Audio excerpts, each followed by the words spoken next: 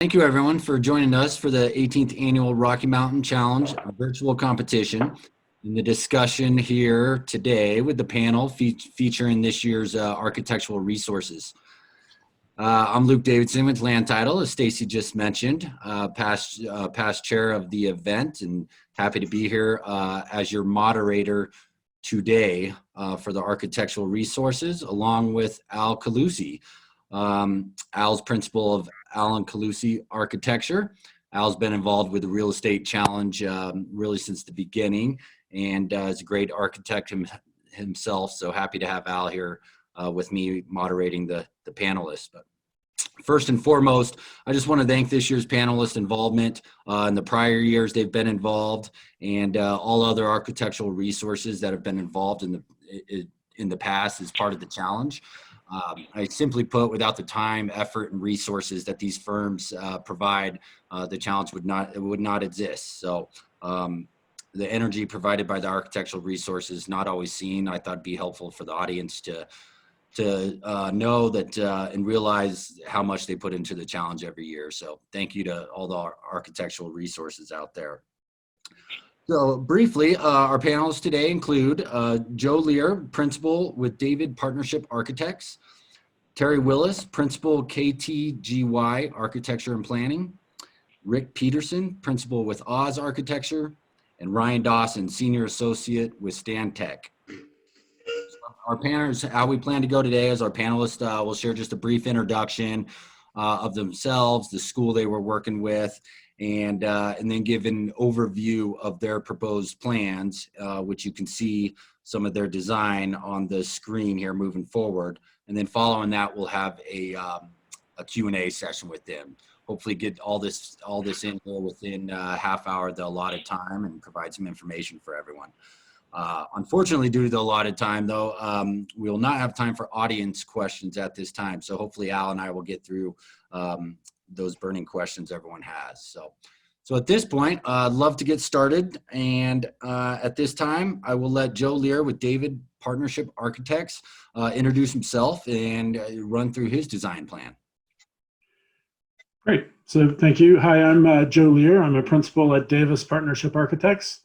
I work in the commercial division, and we have been working with the CU school, and the team that were assigned named themselves the First Creek Partners, and they were an exciting team to work with. They cooked up the idea of a mixed-use kind of master plan for the site, 3 phases, as everyone has seen. They were very interested in connecting to the international community and realizing the opportunities that the adjacency to DIA and to the light rail would bring to them, and looking at attracting international corporations, and not only that, but people from the city of Denver and surrounding townships as well to the site. So they really looked at kind of kicking off the project with phase 1, which was really focused toward the TOD light rail station. This is kind of a view of that first part. There's kind of an L-shaped hotel with the tennis courts, large pedestrian plaza that can accommodate food trucks and lots of different kind of nighttime and daytime uses for pedestrians. They had office and retail on the 2 buildings on the left, and then a parking structure that could support all of this. Light rail station and the connection to Aviation Park to the east was an important piece for them. So they wanted to have a strong pedestrian connection and strong pedestrian center that orientated all the uses for the site there. And then they also, if we went to the next slide, they tried to, they wanted to create a pedestrian spine down the center of the site, north to south. So they really tried to have vehicular circulation to the outside perimeter, where there could be quick access to parking structures that would then allow easy access to all the other uses on the site, and then allow the entire center part of the site, both east-west from the light rail station to Aviation Park, and then through the north-south spine of the site, to be pedestrian oriented, that all these uses can spill out onto and use and be as an amenity. So just a view of kind of phase one, large kind of central pavilion that multi-uses, food truck court, the hotel, parking garage, retail, and office. Next slide. Then in phase two, they had proposed another hotel use and then a music venue. So this is just a couple views of really kind of the hotel piece that they looked at. And the last piece, last view I had, last slide, unless that might be the last slide. So that was really their use, and some ingenious ideas they had was they have some parking structures on the site. They thought that they could potentially generate revenue from that by sharing parking with long-term parking for the airport, which I thought was kind of a fun idea. And then just really trying to create a space that could attract multiple users and lots of different businesses to interact, and all the high technology that they're looking at doing.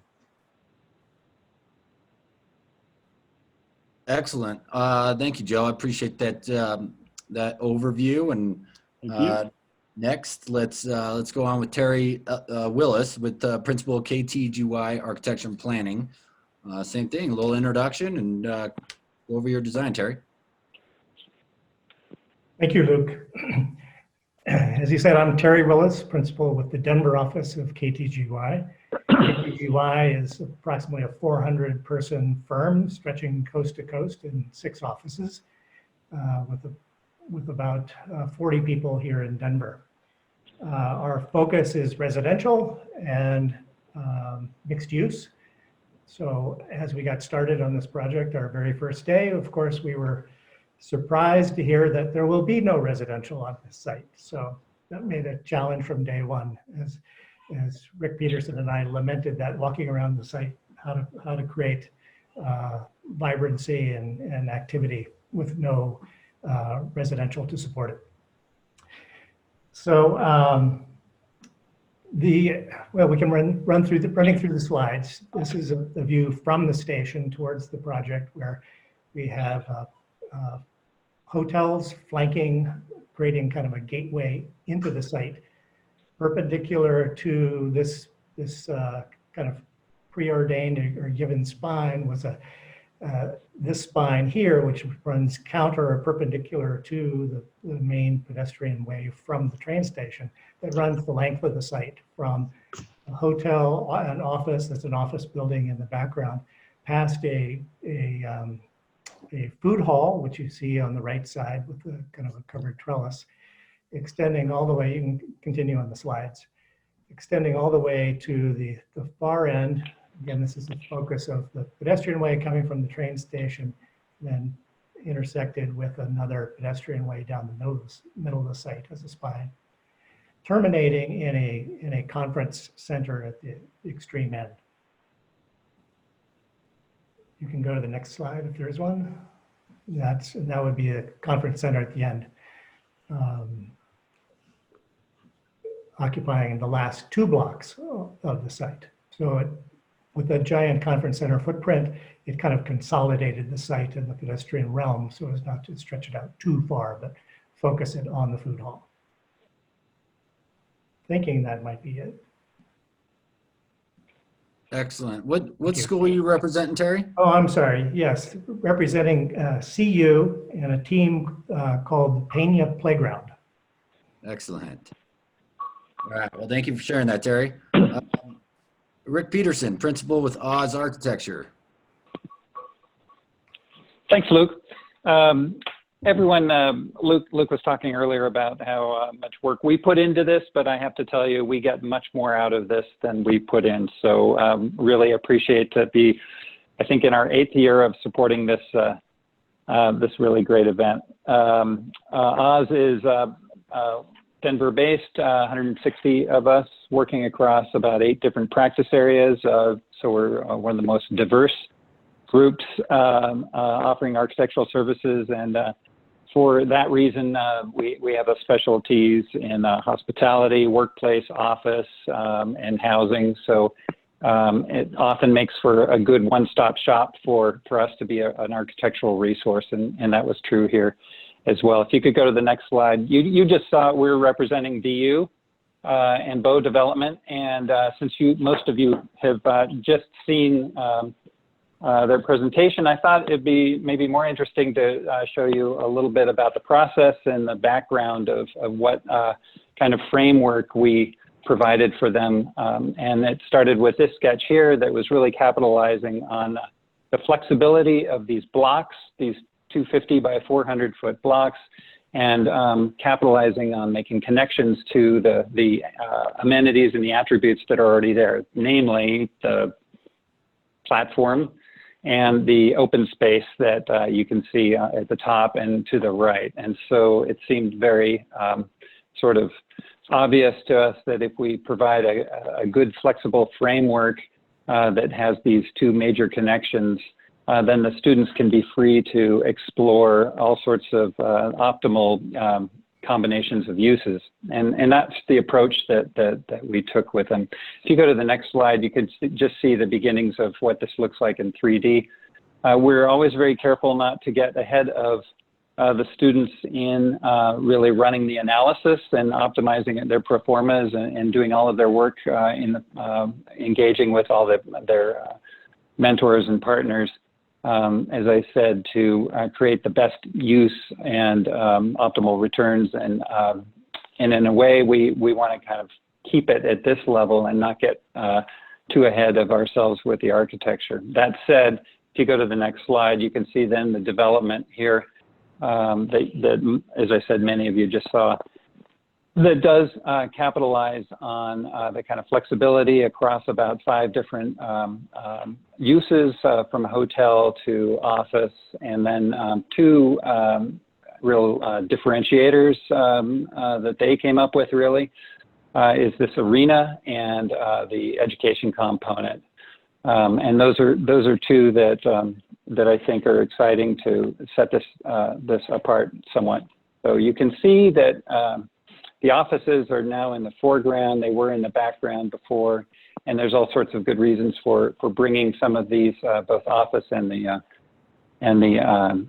arena, to the foreground for naming income possibilities and more kind of capitalizing on views from the offices.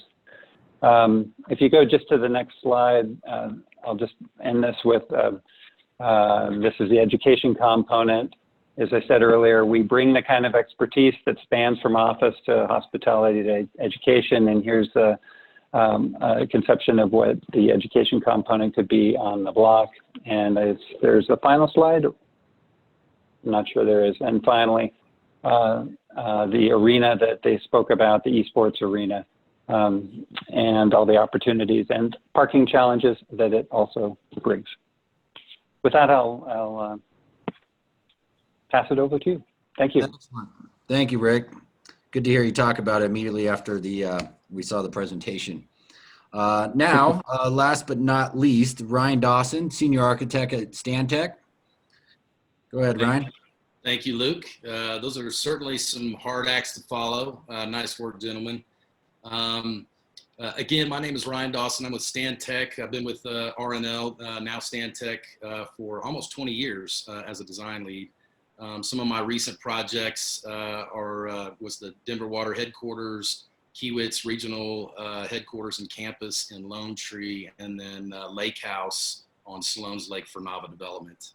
I've done this challenge now for a few years, and we were very fortunate to have a phenomenal, high caliber DU team that I think, the important lesson that we all learned through this process is, how to collaborate, how to integrate, how to share ideas, and, to create a seamless process that, ultimately results in a phenomenal sense of place.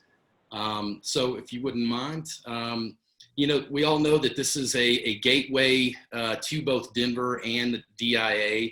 And, the team really wanted to create a vision for this development that really captured the spirit of Colorado's outdoor environment. The development itself has really solid sort of urban design framework principles, I think, that really hold it together. But the big idea that the team employed was this really wonderful meandering pedestrian promenade that sort of, threads through the development in really creative ways that connects and stitches together all of the programmatic elements, all of the outdoor experiences and activation zones. So as you can see here, there's a sculpted rooftop there with synthetic grass that is a 360 day ski slope.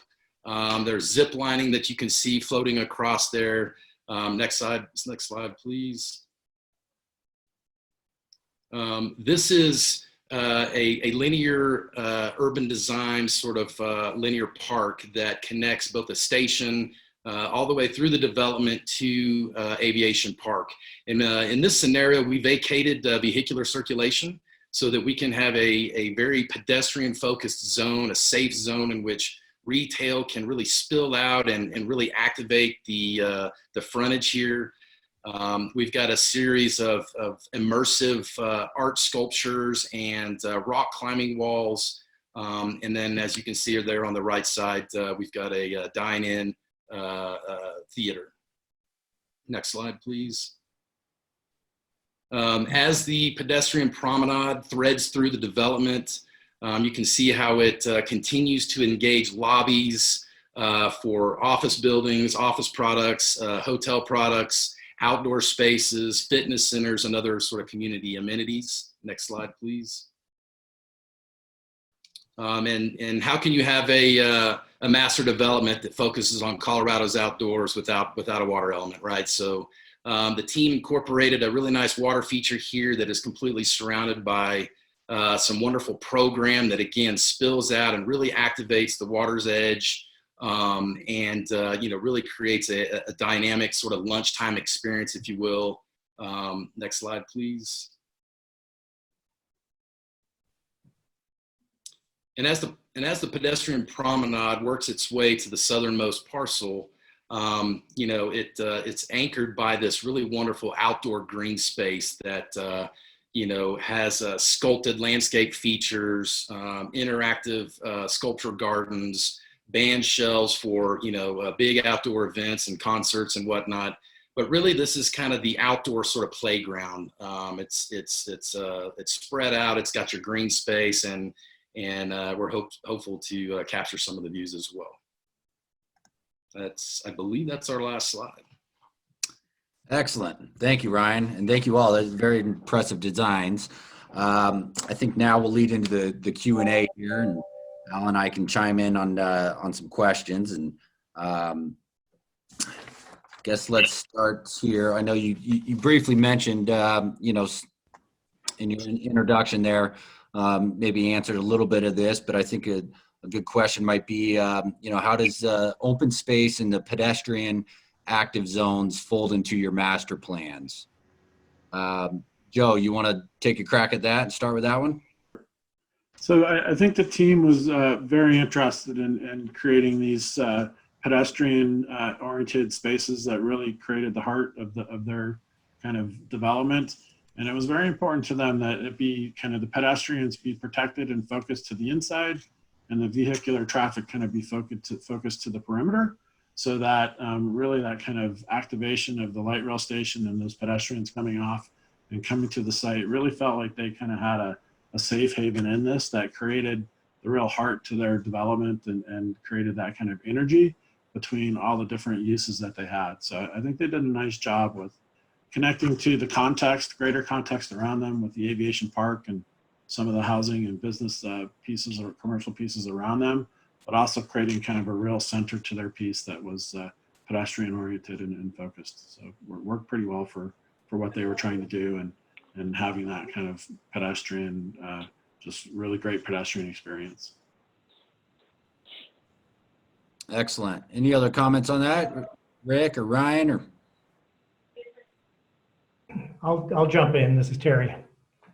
Terry? I think all the schemes seem to have a central pedestrian spine through them, which makes a lot of sense on the site. The one idea that our team had was a giant conference or convention center, which really occupied a couple blocks, which kind of took that pedestrian spine and shrunk it to just a couple blocks long, as opposed to trying to stretch it out all the way to the green space. There is a drainage, a green drainage to the south, a natural way and water course. And the team elected to put an amphitheater at that location that kind of opened out and kind of created the big vista from there that looked south and west to the mountains, and took advantage of views of the old Rocky Mountain Arsenal across Peña. Yeah, man. Jumping on what Terry's talking about, I think it is interesting that we were all using this pedestrian connection to break up these blocks. You know, these are 250 by 400 foot blocks. These are kind of Denver blocks, but they're turned 90 degrees. So rather than having alleyways coming through this, it seemed like, I think for most of us, was this great opportunity to have a pedestrian spine go from one end to the other and break up this 400-foot block. Whereas, as we all know, the city of Denver likes you to come in at the 250, the narrow ends. But here we were breaking it up in the other way. So, and it's great that we are assuming that it would be very possible here within Denver. Yeah, it seems like I saw that in most of your designs. So good comments there. How do you feel the proximity to Den might affect uses and identification of a transit stop as a vibrant transit-oriented development, TOD? Ryan, you want to? Yeah, sure. So for our solution, you know, I think the goal, again, you know, the site really serving as a gateway to and from Den, you know, really it you know, provides itself as an opportunity to be this really, you know, this destination development, right? And so kind of this overlay, this big idea that our team came up with as far as, you know, this sort of almost like an outdoor amusement park celebrating Colorado's outdoors, this really immersive experience, this Colorado experience. So, you know, for a local a traveler, a regional traveler, or even someone, you know, traveling internationally that comes to Denver, you know, what a great opportunity to provide this destination in close proximity to DIA that really allows an individual to immerse themselves into sort of the heartbeat of what Colorado really is. And so I think a lot of the activities, right, the water feature, the outdoor paddleboarding, zip lining, all those really sort of fun and engaging activities really creates a dynamic and a very differentiated environment. I mean, I can imagine, you know, grabbing lunch, you know, in the middle of the day after, you know, a few conference calls and sitting out there and eating lunch with colleagues, and people are zip lining and paddleboarding on, you know, and going for jogs on the path. So really a dynamic, differentiated environment, I think, is what we try to create. Excellent. Anyone else want to comment on TOD and activation of that? Well, all of the teams were really trying to create a center that accommodated a wide range of just interaction between all the different uses, so that this was really could be what's a little bit of a dead spot right now could be this really vibrant kind of stop that people wanted to get off at because there were opportunities for entertainment, for your daily life that you needed, nighttime activity. I just think they all did a really nice job of trying to create an attractive environment that people wanted to be in at all hours of the day and night. Good thoughts. So I heard in the first presentation there some, you know, some questions in regards from the judges in regards to parking. So I thought it might be interesting to bring up a parking question with you all. But regarding the parking, did any of you use any kind of district or shared parking, or can you speak to that a little bit and maybe start with Rick Petersen on that?